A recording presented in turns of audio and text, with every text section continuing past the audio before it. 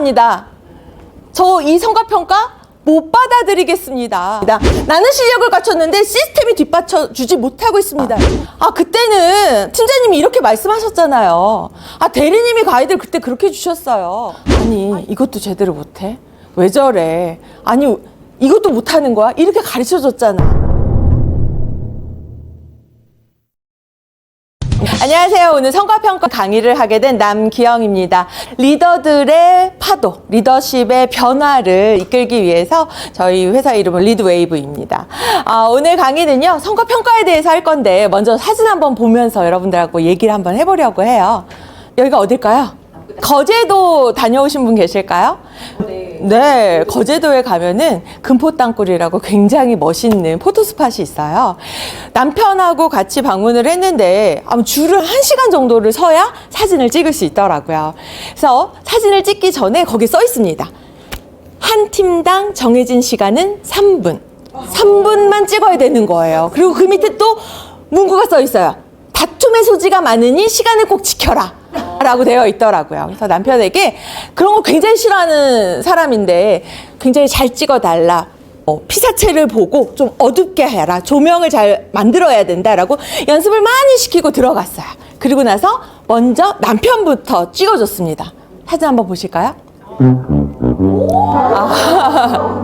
정말 멋져요. 그래서 제가 남편에게 이렇게 해봐, V를 해봐, 점프를 해봐 라고 하면서 사진을 찍어주는데 3분의 시간밖에 없잖아요. 그래서 빨리 뒤에서 왜 이렇게 오래 찍어? 막 이런 소리들이 들리더라고요. 그래서 오빠 이제 내 차례! 라고 해서 딱 들어갔습니다. 남편이 사진을 이렇게 찍어줬어요. 이것을 어디에서 찍었는지 금포땅굴이라고 말하기 어려운 이런 작품의 사진이 나왔죠. 저에게는 어떤 마음이 올라왔을까요? 아니, 이것도 제대로 못해? 왜 저래? 아니, 이것도 못하는 거야? 이렇게 가르쳐줬잖아 라는 생각과 함께 그럴 수 있지. 사진이 잘못 나왔으니까 다음에 한 번 더 올 수 있는 기회가 생긴 거야 라는 마음으로 빠르게 전환했습니다. 그런데 이런 작은 인식의 변화, 생각의 차이가 큰 변화를 일으켜 오는 것 같아요. 모든 상황에서도 어떤 상황에서도 내가 어떻게 생각하느냐가 결과를 다르게 만든다고 생각합니다. 요즘 성과평가 기간이고 성과평가와 관련돼서 우리 리더분들 정말 고민이 많으실 텐데요. 우리 어떤 생각을 하고 있냐면 우리 구성원들은 성과평가 팀장님 부당합니다. 저 이 성과평가 못 받아들이겠습니다. 그때는 팀장님이 이렇게 말씀하셨잖아요. 대리님이 가이드를 그때 그렇게 주셨어요. 협력사가 3월에는 문제가 있었단 말이죠. 다른 팀의 팀장님들은 이렇게 말씀하시는데 우리 팀장님은 하면서 우리 팀원들의 이런 반응들이 아마 좀 걱정되고 계시죠? 네. 하기도 전에 우리 걱정합니다.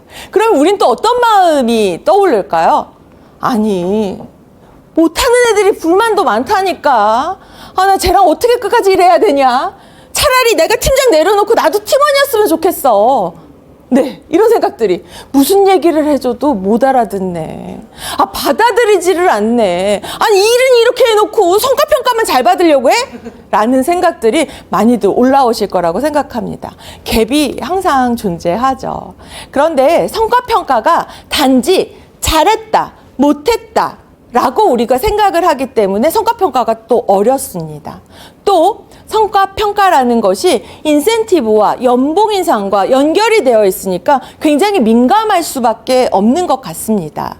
그런데 우리가 성과평가를 바라보는 시각을 조금만 바꾸면 이 성과평가를 좀 더 편안한 마음으로 하실 수 있을 것 같아요.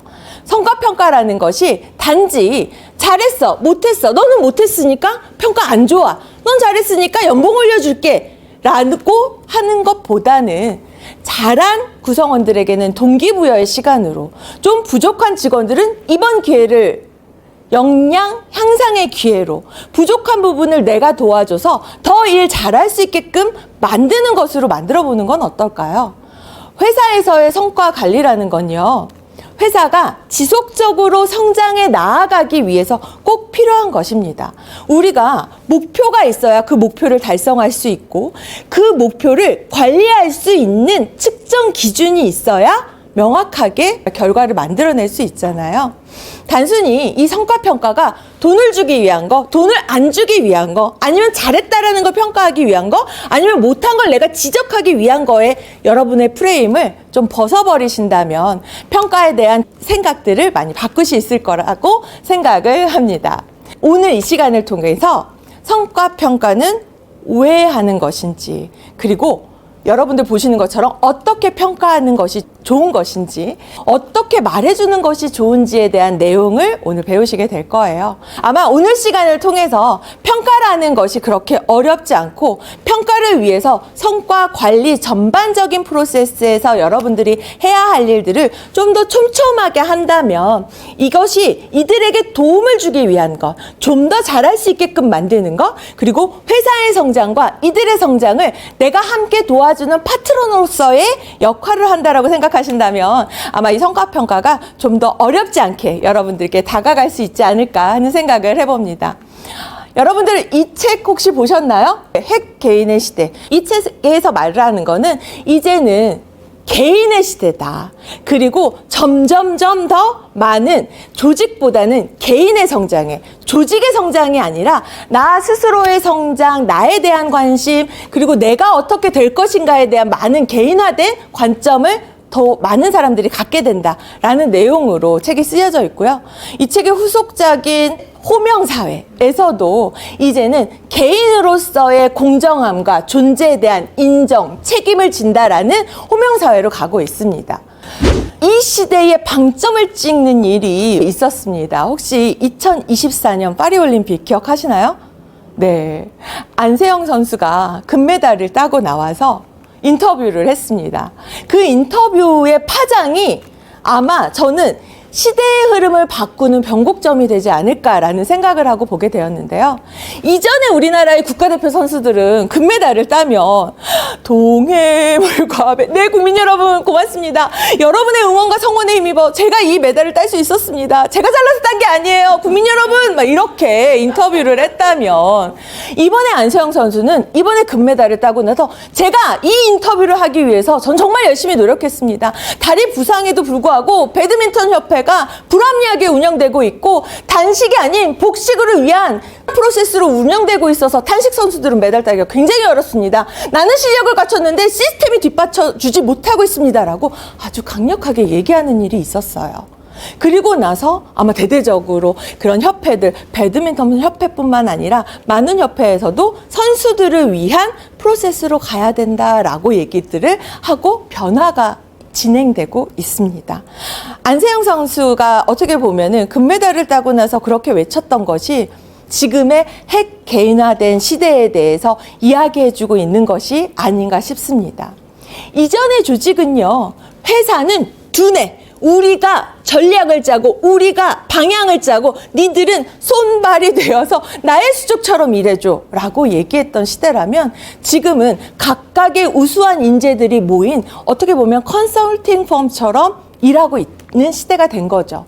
관리도 조직적으로, 전체적으로, 단체로 이렇게 하는 것이 아니라 각각의 개인이 가지고 있는 강점과 장점, 그들의 요구하는 바들을 관리해주는 시대가 됐다라고 생각을 합니다. 조직의 관점에서 서로 다른 사람들이 모인 이 공동체이기 때문에 서로 다른 각자에 맞는 개인적인 관리가 필요하고, 그 개인에 맞는 성장 관리 프로세스가 우리에게 필요하다라는 겁니다. 단지 하나의 목표를 달성하기 위해서 그 개인들에게 목표를 할당해주고 지속적으로 관리해주고 모니터링해주고 관찰해줘야 된다라는 얘기입니다. 성과 관리 프로세스는요, 크게 플랜드 C입니다. 우리 인생에서도 계획을 세우고 실행하고 피드백이 있어야 앞으로 나아갈 수 있습니다. 회사에서만 하는 게 아니에요. 자기 경영, 셀프 리더, 그리고 우리 가정에서도 필요합니다. 내가 살을 빼고 싶어. 계획을 짜요. 실행을 해요. 얼만큼 뺐지? 아직 부족하네? 다시 계획을 세우고. 나에게 적합한 방법은 무엇인지. 개인화된 진행. 그리고 피드백. 하나의 서클이 선순환으로 잘 돌아갈 때 우리가 원하는 성과를 얻을 수 있다는 거죠. 재테크에서도 마찬가지입니다. 목표액이 있어야 돼요. 허무맹랑한 목표가 있으면 달성하기도 어렵습니다. 나에게 적합한, 내가 달성할 만한, 그리고 측정 가능한 금액을 세우고 나는 1,000만 원 어떻게 모은다? 아, 못 모았네? 다시! 라는 이런 프로세스처럼 성과관리의 프로세스도 목표를 세우고 2단계에서 실행을 하고 그리고 피드백을 통해서 다시 개선할 수 있게끔 이런 선순환의 구조로 성과관리도 이루어져야 된다고 생각합니다. 그런데 성과평가가 왜 어렵냐? 우리는 앞에 2단에서의 목표서부터 문제가 됩니다. 위에서 꽂아 내려왔어. 야, 나도 이거 이렇게 목표 세우고 싶지는 않았어. 야, 이게 되겠냐? 어려운 거 알지. 근데 뭐해? 까랑까야지. 네, 이런 얘기 아마 들어보셨을 것 같은데요. 이렇게 목표가 주어지다 보니까 이 목표를 왜 달성해야 되는지, 어떻게 달성해야 되는지에 대한 동기부여부터 일단 부족한 것 같습니다. 목표 설정 단계에서부터 우리 구성원들이 이 목표에 대해서, 방향에 대해서 합의하고 그리고 수용성을 높이는 게 가장 필요합니다. 그리고 2단계에서 우리는 아무것도 안 하고 잘 되겠거니 기다리다가 마지막에 평가 단계에서 너 이거 부족하고 이거 안 됐고 이거 됐고 이거 안 됐고 너 평가 C! 라고 평가를 주게 되면